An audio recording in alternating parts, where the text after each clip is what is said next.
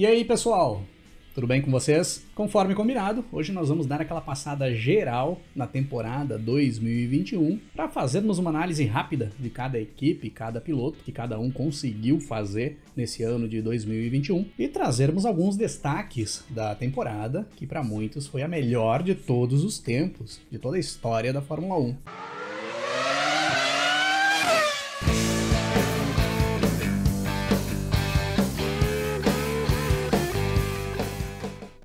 Bom, a temporada 2021 ela começou lá no mês de março, ainda nos primeiros testes feitos no Bahrein. Os testes foram feitos exatamente na pista que sediaria a primeira corrida da temporada. Foram testes reduzidos, com menos dias do que nos outros anos, e o que mais impressionou a todos nesses testes foi o forte desempenho da Red Bull em comparação com o desempenho de 2020 e o fraco desempenho da Mercedes. Fraco desempenho eu diria que é um pouco de exagero, mas em comparação com o que a Mercedes tinha sido em 2020, com o domínio que ela teve, ali nos testes eles demonstraram bastante problemas. Eles demonstraram que teriam dificuldades para o decorrer da temporada. Então quem fez uma avaliação geral ali daqueles testes de pré-temporada e depois até já entrando nos primeiros treinos para o Grande Prêmio do Bahrein, primeiros treinos livres, já dizia que nós tínhamos uma Red Bull como favorita para a temporada de 2021. Inclusive eu vi muita gente da mídia falando na época que era impossível a Mercedes buscar a Red Bull no decorrer da temporada, pois a margem que se tinha para mexer nos carros era pequena. A mudança do regulamento de 2020 para 2021 ela não foi uma mudança grande, ela foi uma mudança pequena. Então provavelmente quem desse esse pontapé inicial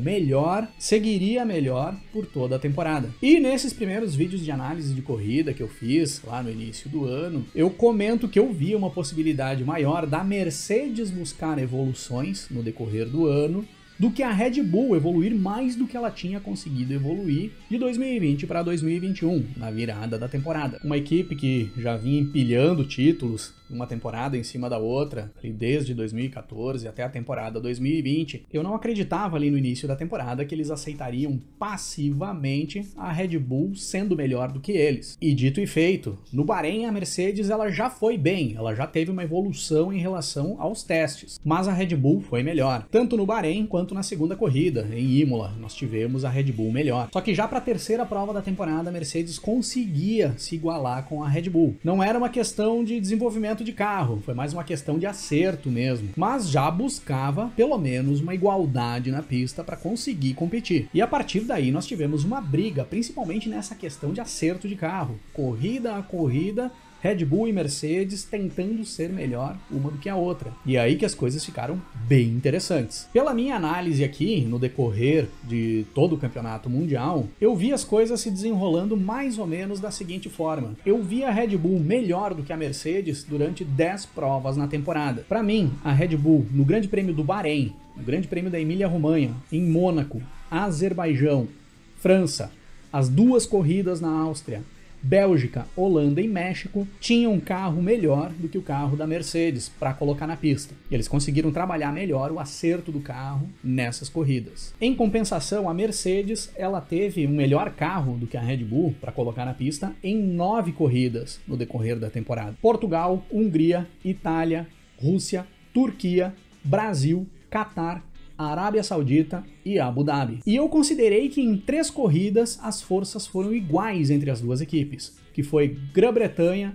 Espanha e Estados Unidos. Ficam alguns asteriscos nessas provas. Por exemplo, na Bélgica, na minha opinião, a Red Bull tinha um carro mais acertado para correr em Spa. Só que nós acabamos não vendo corrida, então não dá para ter a certeza do que aconteceria. Mas pelo que a gente viu nos treinos, o Verstappen estava com um carro bem mais acertado do que o Hamilton para a Bélgica. Então eu considero que foi uma corrida em que a Red Bull colocou um equipamento melhor do que a Mercedes na pista. Na Grã-Bretanha é outro caso, pois na Grã-Bretanha foi exatamente onde a Mercedes implementou uma grande atualização no carro, que viria a fazer grande diferença na pista a partir dali. Só que para essa corrida, para o Grande Prêmio da Grã-Bretanha, por ser a primeira corrida que estava instalada essa atualização no carro da Mercedes, e pelo que a gente viu nos treinos e até na Sprint Qualifying, as forças estavam mais igualadas. Não dá para dizer que a Mercedes estava melhor. E aí nós tivemos o incidente entre o Hamilton e o Verstappen acabou abandonando a corrida, e nós não conseguimos ter a certeza disso. Mas eu considero que na Grã-Bretanha os desempenhos foram iguais. Então, no geral, no decorrer de todo o ano, foi uma temporada bem equilibrada. Foram 10 corridas com a Red Bull colocando um carro melhor na pista, 9 corridas com a Mercedes colocando um carro melhor,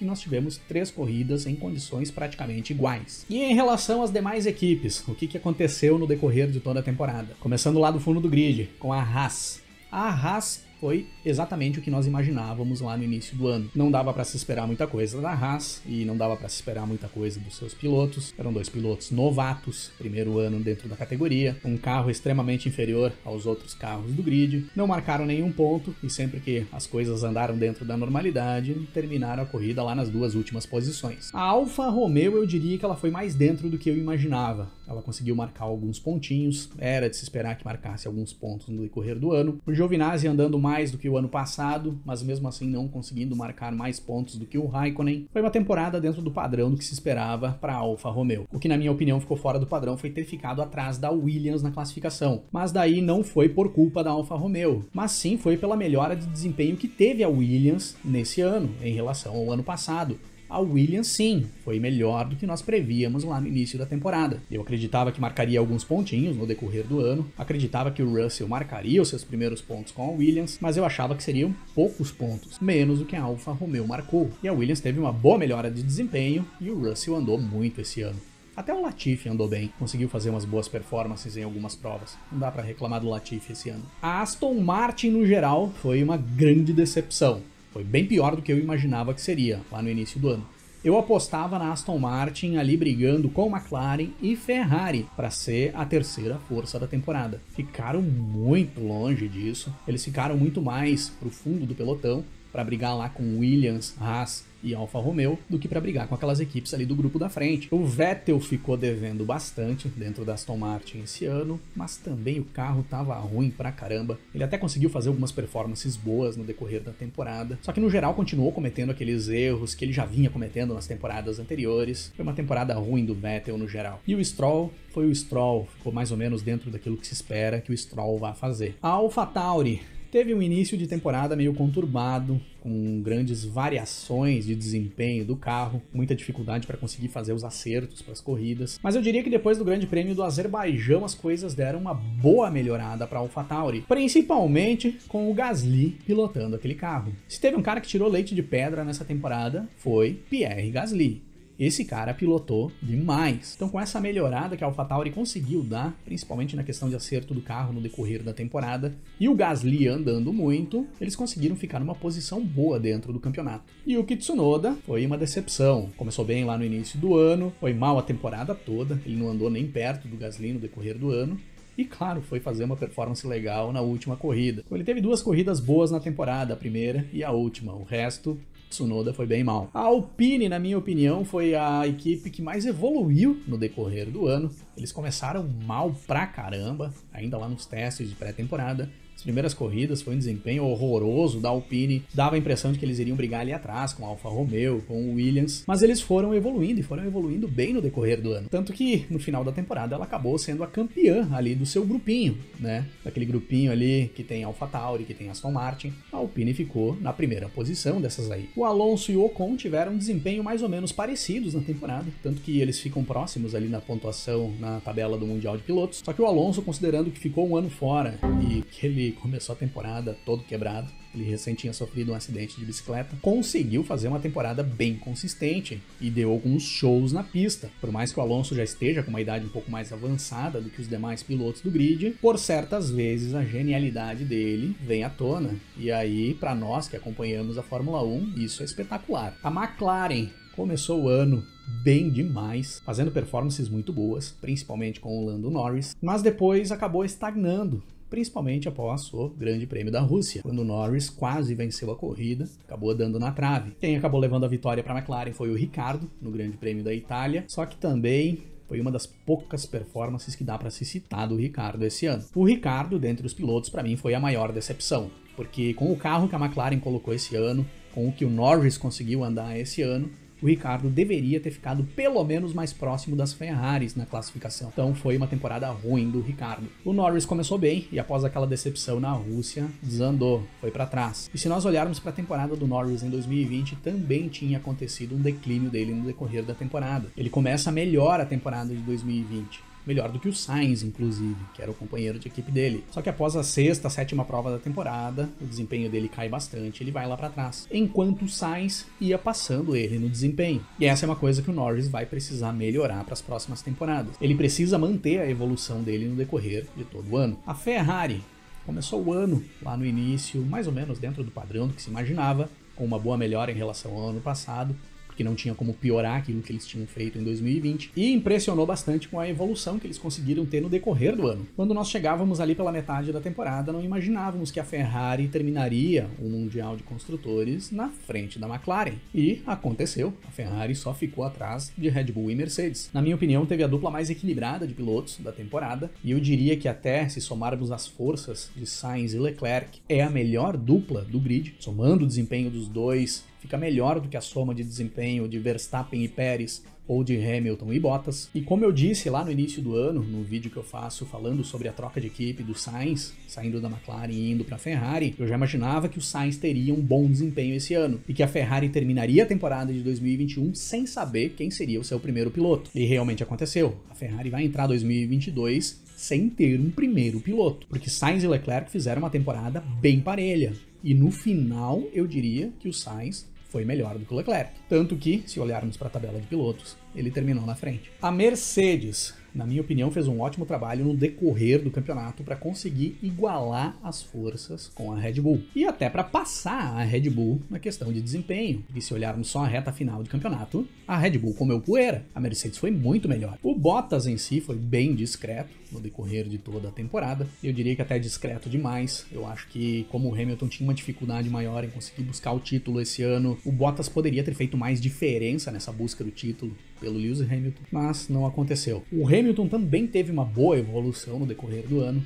Na minha opinião, na primeira metade da temporada, ele acabou cometendo alguns erros que ele não vinha cometendo já há tempos na Fórmula 1. Desde as primeiras temporadas dele na categoria, nós não víamos ele cometer erros primários, como aconteceu em Imola, como aconteceu no Azerbaijão. Mas se olharmos só para a segunda metade de temporada do Lewis Hamilton, eu diria que foi um dos trechos de temporada em que ele teve melhor desempenho na carreira. Se pegarmos só as últimas 5, 6 corridas, então eu diria que foi o melhor trecho de temporada da carreira do Hamilton. Ele pilotou, principalmente ali do Grande Prêmio dos Estados Unidos em diante, no nível mais alto de pilotagem da carreira dele. Só que aí naquele momento ele tinha uma grande diferença em pontos na tabela do Mundial para buscar, e ele estava correndo contra um Max Verstappen e uma Red Bull que estavam também em alto desempenho. Mesmo assim, ele chegou na última prova da temporada com chances de buscar o título e acabou não buscando por muito pouco. Perdeu numa briga que terminou na última volta e com bastante polêmica. Eu não digo aqui que foi a melhor temporada do Lewis Hamilton na Fórmula 1, porque eu acho que teve temporadas em que o Hamilton foi perfeito. Nessa temporada aqui ele cometeu erros, mas se olharmos só para esse final de temporada, só para esse trecho de temporada,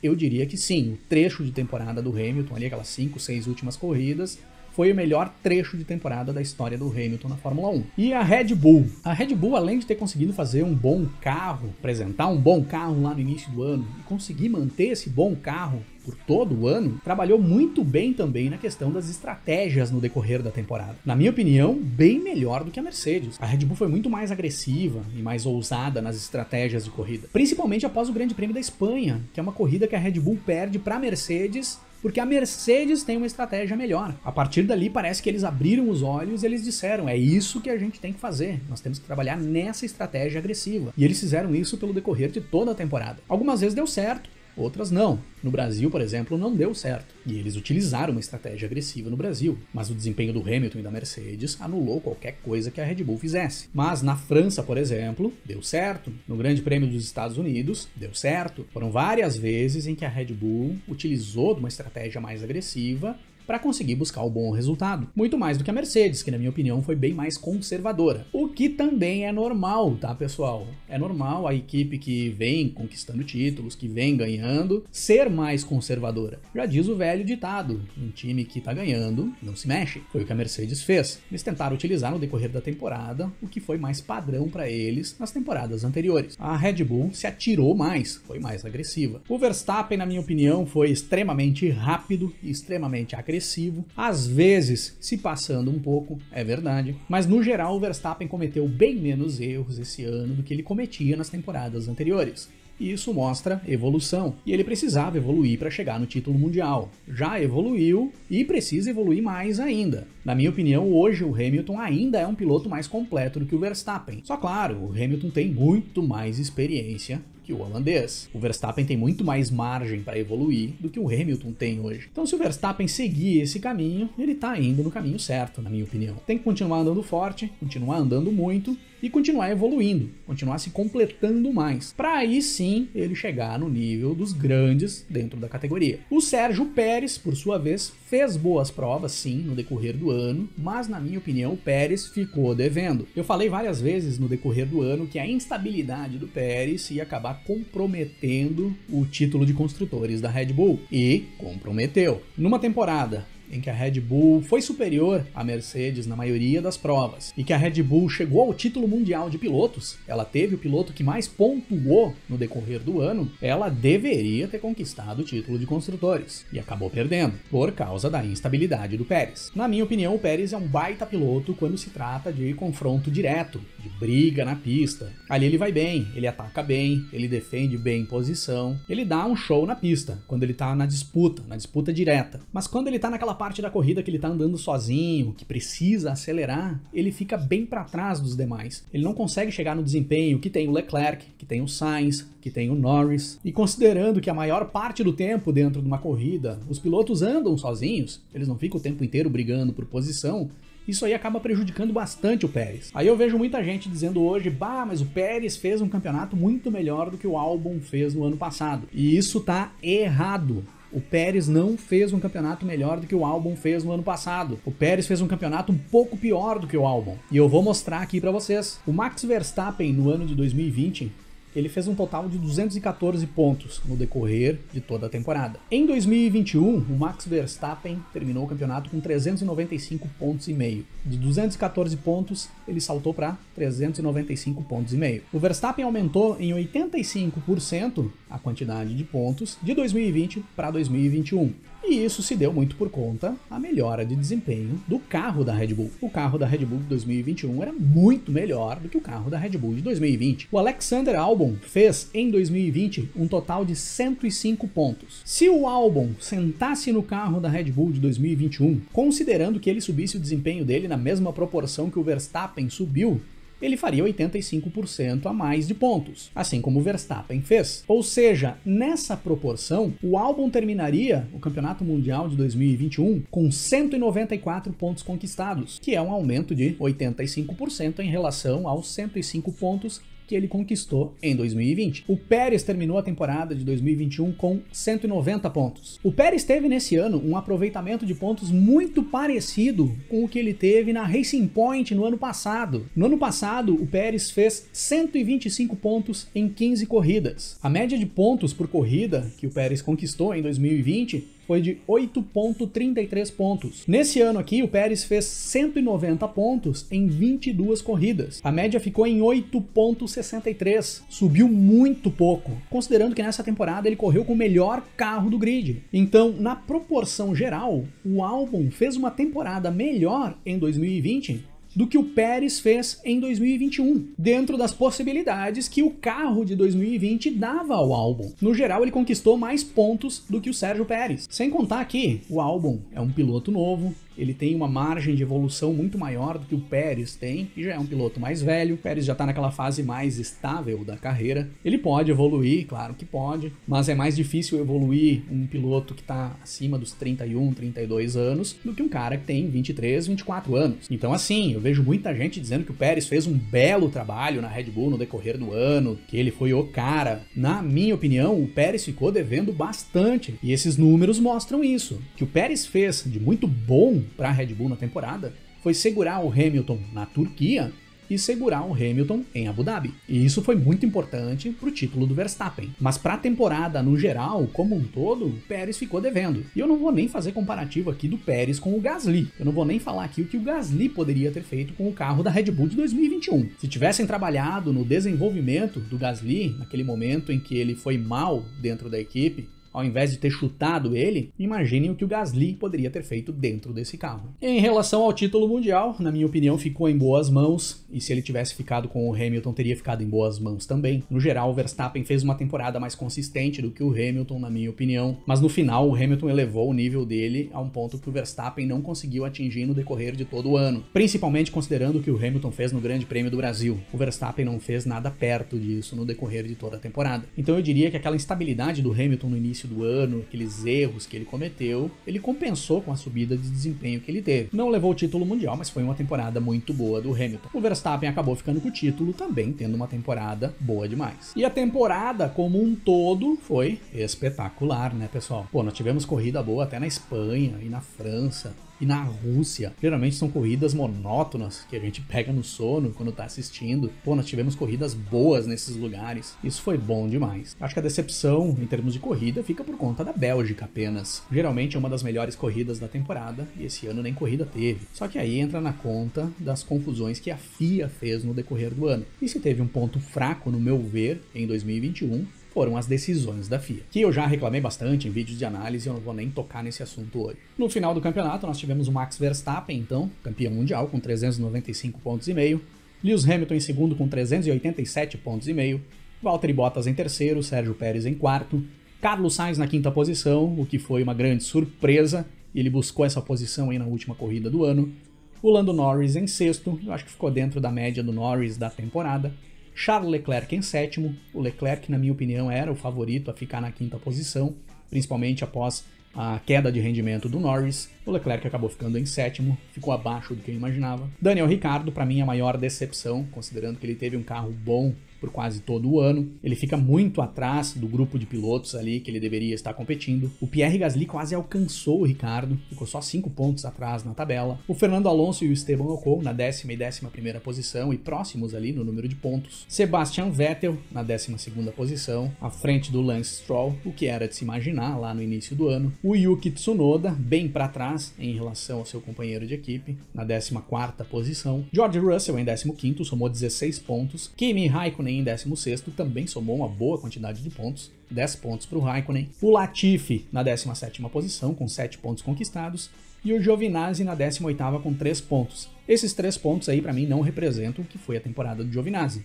Giovinazzi poderia ter somado mais. Teve um desempenho melhor do que esses 3 pontos conquistados. Mick Schumacher e Nikita Mazepin zerados nas últimas posições. Não tinha muito o que eles fazerem na pista. Era isso aí mesmo. No Mundial de Construtores, a Mercedes em primeiro, com a Red Bull em segundo. A Ferrari na 3ª posição, superou a McLaren, foi um bom campeonato da Ferrari. Se seguir essa evolução, em 2022 as coisas vão ser bem interessantes. A Alpine na 5ª posição, foi bom também para a Alpine, considerando o início do ano. A AlphaTauri na 6ª, superou a Aston Martin, que ficou só na 7ª posição e foi uma decepção. A Williams em 8º, melhor do que a Alfa Romeo, isso para mim foi uma surpresa. E a Haas lá no fundo com 0 pontos. E considerando os desempenhos gerais de todos no decorrer dessa temporada, como é que fica a banda da temporada 2021 do Rock and Race, a banda definitiva da temporada? Nessa banda da temporada 2021, nós temos o Carlos Sainz na bateria, eleito com 47% dos votos nas enquetes do canal. Sérgio Pérez no baixo, com 53% dos votos. A galera gostou do Pérez mesmo nessa temporada. Pierre Gasly nos teclados. Gasly venceu uma disputa apertada com o Charles Leclerc. Fernando Alonso ficou na guitarra base. Lewis Hamilton na guitarra solo. E Max Verstappen nos trabalhos vocais e liderando a banda de 2021. Nos backing vocals, vocês elegeram o Kimi Raikkonen como mais votado e o Sebastian Vettel logo em seguida. Os dois vão estar no palco também, fazendo os backing vocals. E para carregar a aparelhagem, o Sr. Michael Masi ficou disparado na primeira posição, com 53% dos votos, mas nós precisamos de dois caras para carregar toda essa aparelhagem. E aí nós pegamos o que foi o segundo mais votado na enquete, o Sr. Valtteri Bottas, que não conseguiu chegar em primeiro nem na enquete dos roads. Bah, Cris, mas o Nikita Mazepin, que acabou nem aparecendo nas enquetes? Porque o Nikita Mazepin já tem o seu lugarzinho garantido como motorista da van, que leva a aparelhagem e a banda. Porque para dirigir a van, nós precisamos de um cara que não ande muito rápido, pois a banda tem que chegar atrasada para todos os shows, faz parte do ritual. Todo mundo sabe que é assim.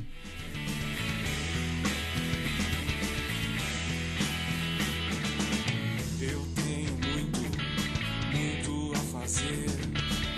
Vamos voar só, eu e você, sobre o labirinto. E essa foi a temporada de 2021, pessoal, que já vai ficando para trás na história da categoria. Daqui a um tempo nós estaremos por aí falando, lembra da temporada 2021? Lembra daquelas brigas na pista entre o Hamilton e o Verstappen? Lembra de cada coisa que acontecia com o Bottas? Deixem aí nos comentários o que vocês acharam da temporada de Fórmula 1 2021. Das temporadas que vocês acompanharam até agora, foi a melhor de todas? Eu ainda tô tentando encaixar ela ali no meu ranking. No top 5 eu tenho certeza que ela tá, mas talvez ela belisque até as primeiras posições. E pra vocês, essa foi a melhor temporada que vocês acompanharam? Se não foi a melhor, em que posição que fica no ranking de vocês? Quais temporadas foram melhores do que essa? Deixem aí nos comentários as opiniões de vocês, que nós vamos trocando ideia. Nós ainda não vamos falar em 2022, porque na sequência do verão eu vou trazer episódios aqui com algumas prévias para 2022 e aí sim nós vamos desenrolar esse assunto. Por enquanto ainda vamos aproveitar um pouco do que aconteceu em 2021. Nós não sabemos se nós teremos em breve a oportunidade de comentar uma temporada tão boa assim, então vamos aproveitar ao máximo. Sigam ligados no Rock and Race, que na sequência do verão aí vai entrar muito conteúdo no ar. A Fórmula 1 para, mas o Rock and Race não tem freio e como sempre nós vamos nos falando na sequência. Um grande abraço para todo mundo. Até mais.